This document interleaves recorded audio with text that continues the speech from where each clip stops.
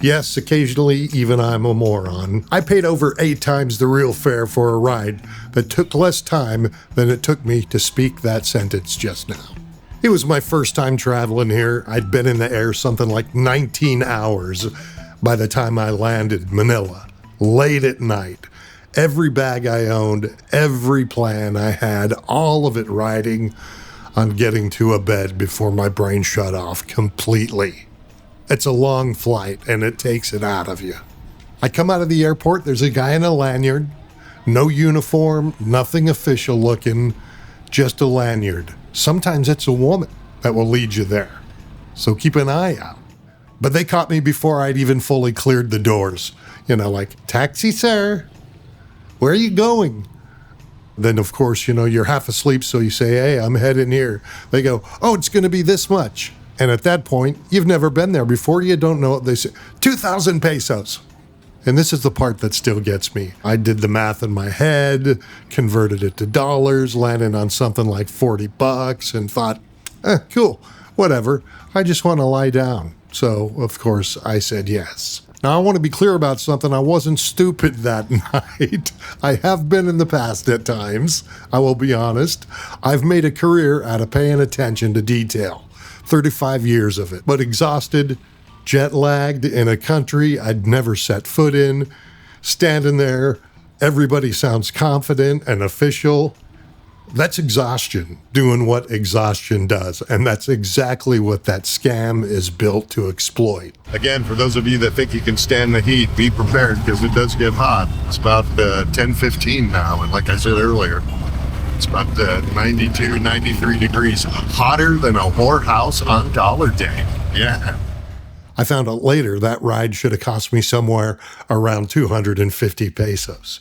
And this wasn't some one-off, a bad actor working a bad night.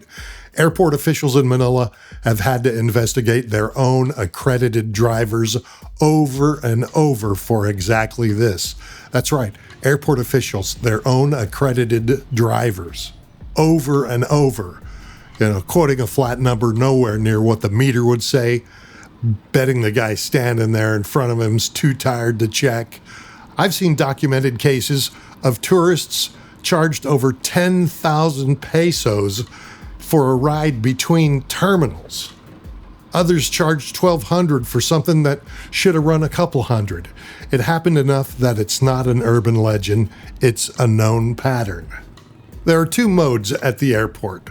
One is the guy with the lanyard standing past the doors before you've even gotten your bearings, quoting you a number before you've had a chance to think. The other is a short walk further.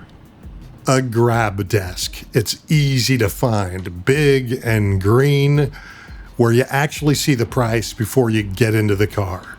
Nobody's negotiating with you. Nobody's asking you to trust them.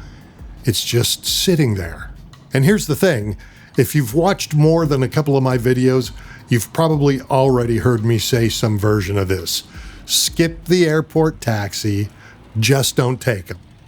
I've said it enough times now that it probably sounds like a throwaway line, something I toss in because it's good advice I picked up somewhere. It's not. This is where it came from. Every time I've told you to use Grab instead, this is the 5 minutes I was actually talking about when I got ripped off. I'm just trying to save you money. If you're comfortable on your phone, the app works exactly like it does anywhere else. Put in your destination, it shows you the price, you book it, done.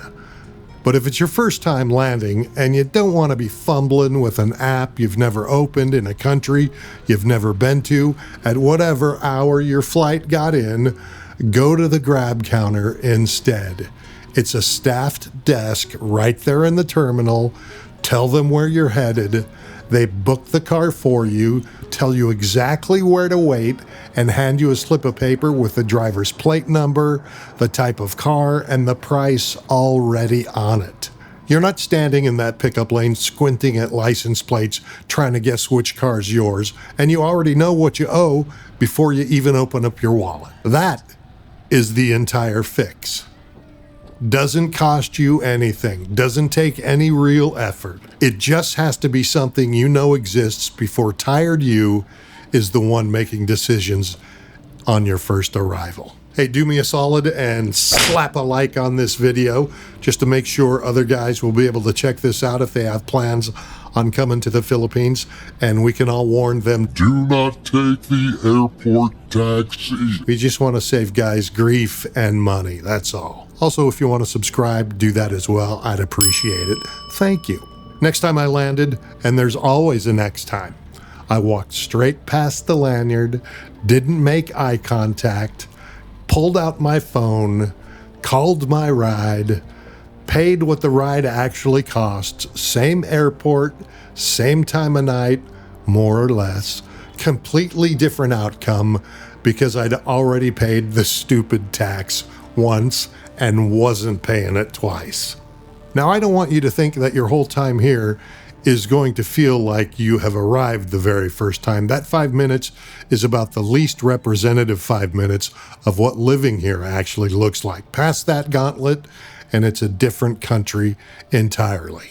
Sure, you always got to keep your wits about you, because I don't care where you are in the world, somebody wants your money. This is what an ordinary ride looks like once you're not being hunted the second you land. Nobody's quoting me 2,000 pesos here. The driver knows the fare. I know the fare. It has changed once since I've been here. It went from 15 pesos to 20 pesos anywhere in town. And if I somehow overpaid, he'd probably be more confused than pleased about it. Forget the arrival area. Forget the 5 minutes that's built to catch you off guard. This is the actual country most guys end up living in. A trike, a road, a driver who couldn't care less what my passport says. And the longer that you're here, the more that you will understand what things cost.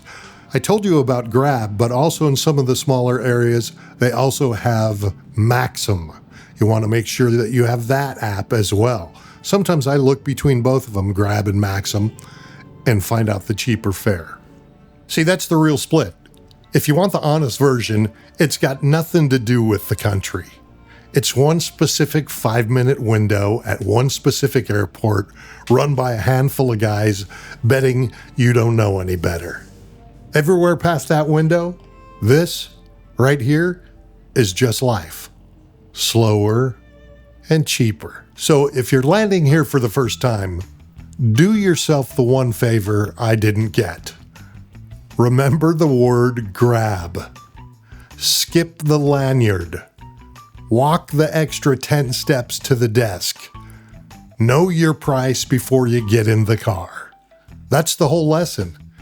And it costs you nothing except the 10 steps the guy standing there is betting you won't take. Let me take a second and say thank you for your support. Oh, thank you. Be excellent to each other. This was never about the Philippines. It's how you arrive when you get here. Check out these videos here, and I'll see you in the next one. Maraming salamat po, or damo salamat.